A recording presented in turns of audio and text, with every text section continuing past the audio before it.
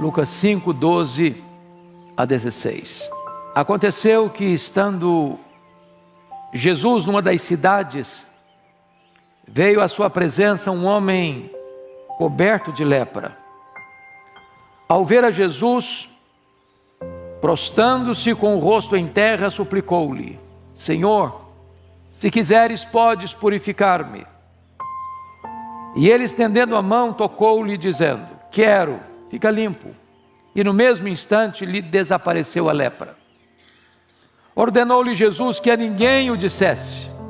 Mas vai, disse, mostra-te ao sacerdote, oferece pela tua purificação o sacrifício que Moisés determinou, para servir de testemunho ao povo.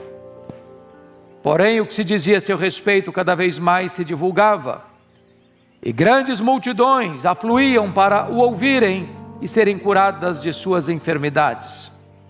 Ele, porém, se retirava para lugares solitários e orava. Eu quero pensar com vocês sobre o tema: Senhor, eu preciso de um milagre.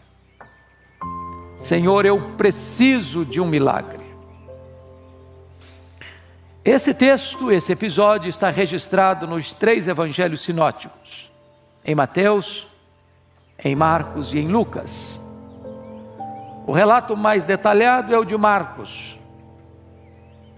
Entretanto, nós optamos pelo texto de Lucas, porque Lucas escreve na perspectiva de um médico, como médico que era.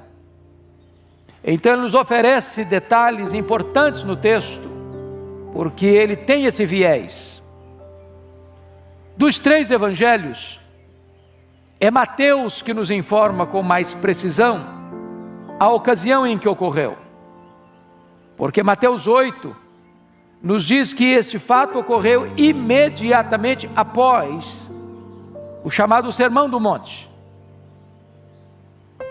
E diz a Bíblia que quando Jesus então desce desse monte, vem este homem, nas palavras do Dr. Lucas, coberto de lepra. E diz Mateus que ele vem e adora Jesus. Marcos diz que ele vem e se prostra diante de Jesus, de joelhos. Aqui em Lucas diz que ele se prostra na presença de Jesus, fazendo uma pergunta, um pedido, um clamor, na verdade: Senhor, se tu quiseres, tu podes purificar-me. E diz Marcos que Jesus, profundamente compadecido dele, disse: quero, fica limpo. Mas antes disso, nós somos informados que Jesus o tocou, tocou-lhe, dizendo: quero, fica limpo. E imediatamente ele ficou limpo. E Jesus deu uma ordem para ele: agora você vai ao sacerdote, faz a oferenda que é legal, que é de direito, que está prescrita na lei. E o homem, em vez de ter feito apenas o que Jesus mandou, Jesus deu uma ordem para ele: não fala nada para ninguém. E ele saiu a propalar.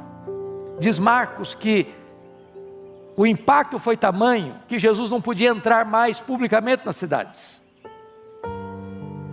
E então as multidões vieram a Jesus para ouvi-lo, para serem curadas.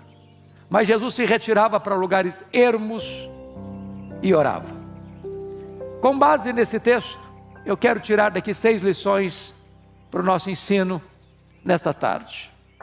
A primeira coisa que esse texto descreve, irmãos, é o doente. Veja comigo, por favor, o versículo 12. Aconteceu, estando ele numa das cidades, veio à sua presença um homem coberto de lepra. É curioso que Lucas, que é médico, diz que esse homem não estava apenas leproso, porque tanto Mateus como Marcos disseram que ele era leproso. Mas Lucas vai um pouco além e diz que o homem estava coberto de lepra. O que significa isso? Significa que ele estava no estágio avançado da enfermidade. Havia mais de 70 doenças de pele na época, chamadas de lepra. algumas delas curáveis, outras incuráveis. O problema deste homem é que ele não está apenas leproso, ele está coberto de lepra. Quando alguém era diagnosticado com lepra, primeiro, ele não podia ficar mais em casa. Segundo, ele tinha que ser isolado. Terceiro, ele tinha que se vestir de trapos. Quarto, se alguém tentasse se aproximar dele, ele tinha que gritar: maldito, leproso. Quinto, nenhuma pessoa com lepra podia ser tocada, porque a lepra é uma doença contagiosa. Então ele vivia no ostracismo, sem esperança, vendo a morte ir destruindo o seu corpo, deixando o seu corpo chagado, transformando o seu corpo numa chaga viva, numa chaga aberta. Esse homem nada mais era do que uma carcaça humana. A lepra era considerada uma maldição, não apenas uma doença qualquer. Alguém leproso era alguém como que debaixo do juízo de Deus. É por isso que a lepra era um símbolo do pecado. Por exemplo, assim como o pecado separa o homem de Deus, a lepra também separa. Separa o homem da sua família, dos seus amigos, da sociedade. Não pode frequentar a sinagoga, não pode frequentar lugares públicos. Segundo, assim como o pecado insensibiliza, cauteriza a consciência, a lepra também deixava as pessoas insensíveis. É por isso que muita gente descobria que estava com lepra quando caía uma água quente e não sentia dor. Terceiro, assim como o pecado deixa marcas na mente, nas emoções, na alma, na consciência, a lepra deixa marcas. Uma pessoa leprosa ia sendo carcomida, solapada, pouco a pouco, as cartilagens iam sendo devastadas, os lábios, as narinas, as pontas dos dedos, os lábios. Quando Lucas diz que esse homem estava coberto de lepra, significa que esse homem já estava desfigurado. Seu nariz, suas orelhas, seus lábios, a ponta dos seus dedos, suas cartilagens. Um homem deformado. Quarto, assim como o pecado cheira mal, uma pessoa leprosa tinha sua carne apodrecida. Ele estava num estado de decomposição em vida, desfigurado, mal cheiroso. A carne apodrecida se misturava com os trapos. Era um quadro asqueroso, nauseabundo, mal cheiroso. Mas mais, assim como o pecado mata, a lepra também mata. Então, esse era o quadro desse paciente. O caso dele era um caso perdido. Não havia medicina, não havia tratamento, não havia cura, não havia esperança, não havia vacina. Mais do que isso, era a doença progressiva, que ela não estacionava, ela ia avançando, avançando, avançando, até destruir a pessoa por completo. E esse homem, precisando de um milagre, rompe o isolamento, sai da caverna, sai do leprosário, corre o risco de ser apedrejado em público e vai até Jesus. O paciente tem uma postura, ele não chega reivindicando direitos, ele não chega estadiando predicados morais, estadiando as suas realizações. Diz a Bíblia que ele chega de forma humilde, ele se prostra, ele põe o rosto no chão, ele adora a Jesus, ele reconhece a soberania de Jesus, dizendo: se tu quiseres, tu podes. Mas ele faz mais, ele se submete à autoridade de Jesus: se tu quiseres. Então este é o quadro do paciente, este é o quadro do homem, seja rico, seja pobre, seja doutor, seja analfabeto. O homem está num estado que sozinho por si ele não pode salvar-se, Ele não pode limpar as suas próprias manchas.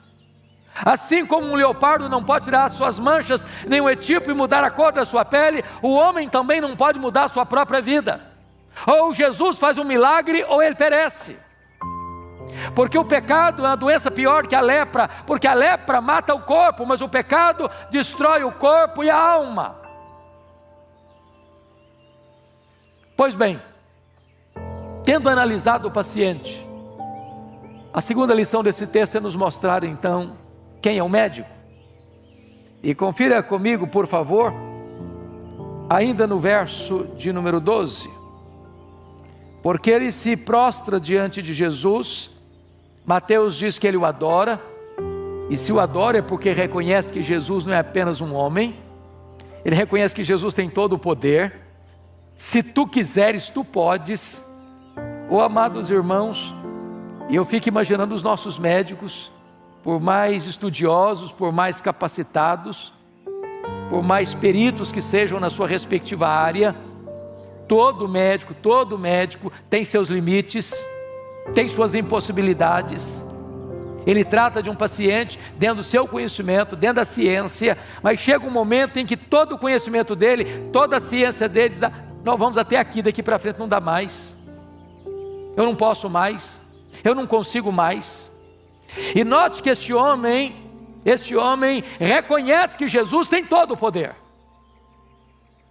Em outras palavras, a última palavra não é da ciência, a última palavra não é da medicina. A medicina tem limites, mas esse homem entende que Jesus é um médico que está para além dos limites, está para além das possibilidades da medicina, está para além das possibilidades da ciência. A ciência na época não tinha remédio para a lepra, mas ele sabia que se Jesus quisesse, ele podia ser purificado. Se tu quiseres, tu podes.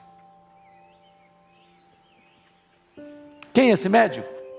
Além de todo poderoso, ele tem outra coisa. Diz Marcos que Jesus profundamente compadecido dele. Porque você e eu às vezes temos até compaixão, mas não temos poder. E eu imagino que se um médico tivesse poder, ele chegaria no hospital e ia levanta, resolvido. O coração dele parte, o coração dele está conduído, mas ele não tem poder. Nós estamos tratando aqui do médico que tem todo o poder e tem toda a compaixão. Ele pode e ele é compassivo. Então nesta tarde, e quem está nos acompanhando, talvez você tenha problemas na sua vida, não talvez de saúde, talvez seu drama é outro, talvez é um problema emocional, talvez é um problema moral, talvez é um problema no seu casamento, talvez é um problema com seus filhos, talvez é um problema que você nem contou para o seu amigo mais íntimo, mas você convive com ele, ele atormenta você, ele é um chicote, um carrasco, que atormenta você, e você já buscou resposta, e você já buscou saída, e você já buscou alternativas, e não consegue sair do problema. Eu quero dizer que você hoje está diante daquele que é todo poderoso e é compassivo. Se Ele quiser, nesta tarde, Ele pode curar você, Ele pode libertar você, Ele pode perdoar você, Ele pode aliviar você do peso da culpa, Ele pode restaurar a sua psique, suas emoções, Ele pode ir lá no fundo, nos porões da sua alma e fazer uma faxina completa e fazer tudo novo na sua vida.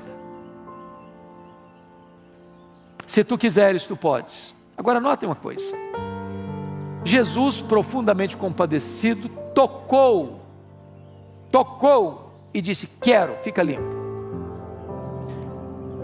Primeira coisa importante é entender aqui, ninguém podia tocar um leproso sem ficar impuro. Jesus poderia ter curado aquele leproso, como curaram os 10 outros leprosos, de longe, sem tocar neles, apenas com a palavra. Ele tinha poder para isso. A grande pergunta é: por que Jesus tocou este homem? Coberto de lepra. É curioso que a palavra tocou aqui na língua grega não é tocar. Não sei se eu sou muito pecador e acontece isso comigo, talvez aconteça com você também.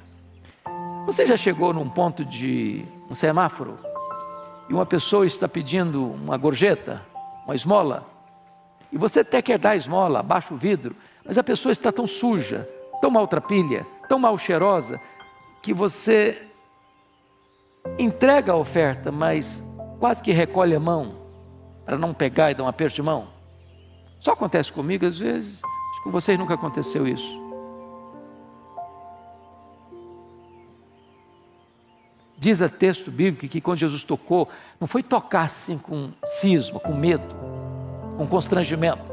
É uma espécie de abraçar, envolver. Agora pense que o homem estava com a carne apodrecida, no meio dos trapos. Por que Jesus tocou esse homem? Olha que o impuro não tornou o puro impuro, mas o puro, ao tocar o impuro, tornou o impuro puro, sem que o puro ficasse impuro.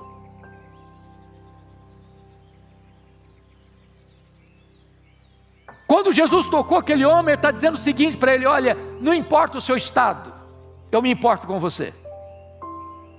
Não importa quão longe você tenha ido na sua enfermidade, não importa quão devastado você esteja pela lepra, não importa quão mal cheiroso você esteja, para mim você tem valor, para mim você é importante, eu me importo com você, e eu encontro uma doença mais devastadora em você do que a lepra que destrói a sua carne. Você tem uma dor mais profunda na alma, a dor de ser um ser rejeitado, jogado fora, na lata do lixo da história, sem ninguém olhar para você, sem ninguém se importar com você, sem ninguém encostar em você, sem ninguém estar perto de você, pois eu quero estar perto de você. Você tem valor para mim. Jesus ama você. Não importa a sua condição, o seu estado, como você está, Ele ama você, Ele se importa com você. Esse é o médico dos médicos. Mas há uma terceira verdade nesse texto. Primeiro, o paciente. Segundo, o médico. Terceiro, a cura. A cura. Veja comigo, está escrito aí, no versículo 13: e ele, estendendo a mão, tocou-lhe, dizendo: quero, fica limpo. E no mesmo instante lhe desapareceu a lepra. Jesus quer e Jesus pode. Às vezes eu quero, mas eu não posso. Mas Ele quer e Ele pode. Qual a sua necessidade hoje? Talvez você veio para cá hoje com uma necessidade, pedindo a Deus um milagre. Hoje pela manhã uma pessoa me cumprimentou no culto das 11, depois do culto, e disse: olha, eu estava precisando de um milagre hoje. Eu estava precisando de uma resposta de Deus hoje. E quando eu entrei no culto, do começo ao fim, tudo o que aconteceu foi resposta de Deus à minha necessidade. Estou saindo daqui hoje curada, restaurada, porque Deus ouviu a minha oração. Eu não sei como você entrou aqui hoje, eu não sei qual a sua necessidade, mas eu estou lhe dizendo que Jesus está aqui, e Ele é o mesmo, ontem, hoje, para sempre o mesmo. E Ele é poderoso, e Ele é compassivo, e Ele está dizendo para você: eu quero que você fique curado, eu quero que você fique liberto, eu quero que você fique restaurado, eu quero fazer uma obra, um milagre na sua vida. E diz o texto que imediatamente ele ficou limpo. Não foi a crediário, não foi a prestação, não foi em doses homeopáticas, foi um ato instantâneo e completo e cabal, no mesmo instante. É isso que Jesus Cristo pode fazer na sua, na minha, na nossa vida nesta tarde, uma cura completa. Mas aí vem a quarta lição do texto, por gentileza, olha comigo, no versículo 14: ordenou-lhe Jesus que a ninguém o dissesse, mas vai, disse, mostra-te ao sacerdote e oferece pela tua purificação o sacrifício que Moisés determinou para servir de testemunho ao povo. Aqui a palavra testemunho, paciente, médico, testemunho. Por que Jesus não mandou esse cara para casa? Por que antes de ir para casa Jesus o mandou ao sacerdote? Por amor a esse homem. Porque o sacerdote é quem diagnosticava a doença. O sacerdote é quem dava o alvará de licença, a carta de alforria, o atestado de cura. para que ele pudesse legitimamente voltar para casa, voltar para o trabalho, voltar para a sinagoga. Se esse homem chegasse em casa, pulando de alegria, dizendo, estou curado, estou curado, estou curado, provavelmente a mulher dele correria dele e os filhos também.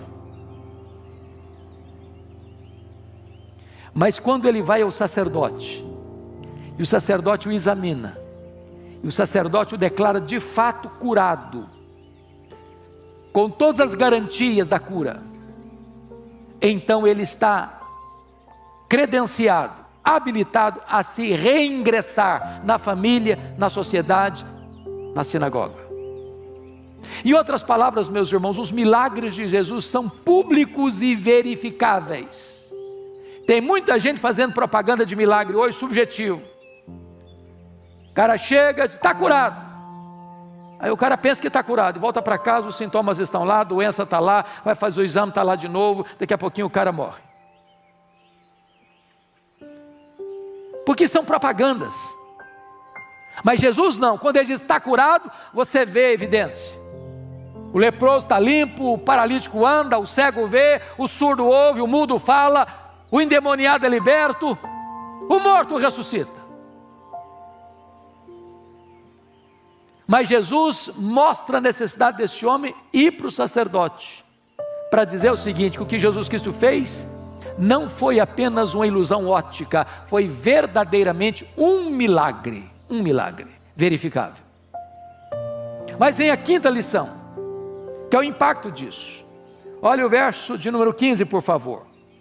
Porém o que se dizia a seu respeito, cada vez mais se divulgava, e grandes multidões afluíam para o ouvirem e serem curadas das suas enfermidades. Quem nos deixa mais claro no entendimento desse assunto é Marcos, porque lá em Marcos Jesus dá uma ordem expressa, não fale nada para ninguém. Parece que essa ordem de Jesus é muito complicada de cumprir, porque imagina você, um cara que está sentenciado à morte, está no corredor da morte, está morrendo a crediário. Ele é uma carcaça humana. De repente ele olha para o corpo dele, não tem nem cicatriz. Você acha que vai ficar calado? Ele saiu a proclamar. E o impacto do testemunho dele foi tal, que isso mexeu com as pessoas, mexeu com as multidões.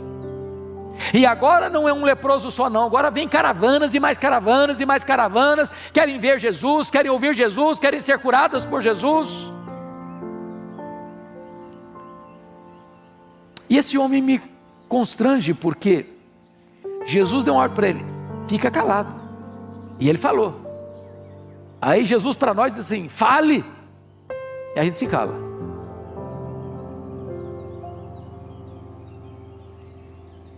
Irmãos amados, poucos crentes, quando eu falo poucos, segundo as estatísticas, passam de 90%, dão testemunho claro, lúcido, eloquente da sua fé em Jesus. O cara vai no supermercado, ninguém sabe que ele é crente. Ele passa no caixa, ninguém sabe que ele é crente. Ele passa na portaria do prédio dele, ninguém sabe que ele é crente. Pega um Uber, ninguém sabe que ele é crente. Pega um táxi, ninguém sabe que ele é crente. Vai no aeroporto, faz lá os check-in dele, ninguém sabe que ele é crente. Viaja 4, 5 horas do lado da pessoa, viagem inteira, ninguém sabe que ele é crente. Ele é um agente secreto. Esse homem proibido de falar, ele fala. Então, meu amado, abra sua boca, fala de Jesus. É curioso que você toma cada surpresa. Essa semana eu cheguei no aeroporto de Guarulhos, peguei um Uber e comecei a falar de Jesus para o rapaz. Falei, camarada, você acredita que eu estou desviado? Meu filho está desviado, estou desviado. Falei, você precisa de Jesus? Falei, eu preciso mesmo. E eu quero Jesus. Falei, onde é a igreja? Falei, lá em Pinheiros, ali na avenida Doutora Ruth Cardoso, 6.151. Falei, eu vou lá. Eu estou precisando, você ora por mim? Eu falei, eu oro. As pessoas estão desesperadas, irmãos. Tem tanta gente aí precisando que você abra a sua boca. Só falar, eu sou de Jesus, o cara começa a mostrar que ele está precisando de Jesus. Esse mundo não tem resposta, esse mundo não tem solução. O mundo está doente, o mundo está perdido, o mundo está confuso. O que você encontra é ódio para aqui, ódio para ali, é problema aqui, é problema lá, é confusão aqui, é confusão lá. A única voz lúcida que pode trazer esperança para o mundo está no povo de Deus. Então abra a sua boca. A última lição do texto. Primeiro foi o doente. Segundo foi o médico. Terceiro foi a cura. Quarto foi o testemunho. Quinto foi o impacto. Sexto é o retiro. Olha o verso 16. Jesus, porém, se retirava para lugares solitários e orava. Isso me impressiona. Porque Jesus era um pregador. A Bíblia diz que ele era pregador. E como pregador, todos querem mais gente para ouvir. Você tem uma mensagem a transmitir, e quanto mais gente tem para ouvir, melhor é. E diz o versículo 15, que grandes multidões, olha que coisa interessante, Lucas era um historiador, ele não desperdiçava palavras, ele não falava coisa que não tinha realidade, não era multidão, e nem era grande multidão, eram grandes multidões, afluíram, para quê? Só por curiosidade? Não, para o ouvirem e serem curadas das suas enfermidades. Aí eu fico imaginando essas multidões vindo e Jesus pensando assim, que grande oportunidade, vai ser legal, vou aproveitar. Aí Jesus curiosamente deixa a multidão, se retira para lugares solitários para orar. Se fosse você e eu, a gente diria assim, Senhor, orar depois, porque agora o negócio é para valer, agora a coisa vai pegar. Mas essa multidão toda, vou falar, vou aproveitar o tempo. E Jesus está nos ensinando um grande princípio aqui. Deus deve vir antes das pessoas. Oração precede a pregação. Você precisa de poder para pregar, e você precisa de poder para fazer a obra e curar os enfermos. A não ser que você ore, não tem poder. Não se faz a obra de Deus na força do braço, não é por poder, não é por força, é pelo meu espírito, diz o Senhor dos Exércitos. Aí Jesus se retira para orar, porque a prioridade dele era o Pai. Mas quando ele retorna da reunião de oração, o que está acontecendo? Qual o resultado? O versículo seguinte nos dá a resposta, versículo 17.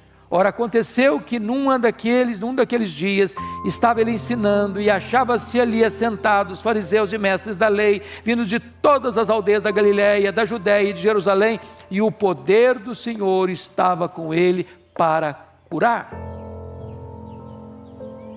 Muitas vezes nós deixamos de ver milagres, porque nós fechamos a nossa agenda de oração. Porque nós substituímos o Senhor da obra pela obra do Senhor.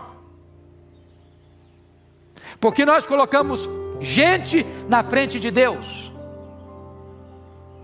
E eu quero encorajar você, meu irmão, a buscar em primeiro lugar a Deus.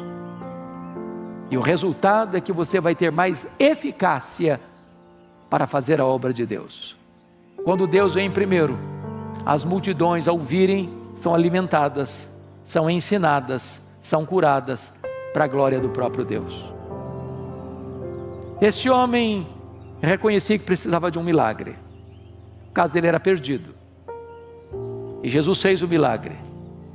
E naquele dia ele voltou para casa, curado, completamente restaurado por Jesus. Eu não sei como você está, mas hoje Jesus está aqui. E você pode voltar para casa, curado, perdoado, restaurado pelo poder de Jesus. Que Ele nos abençoe.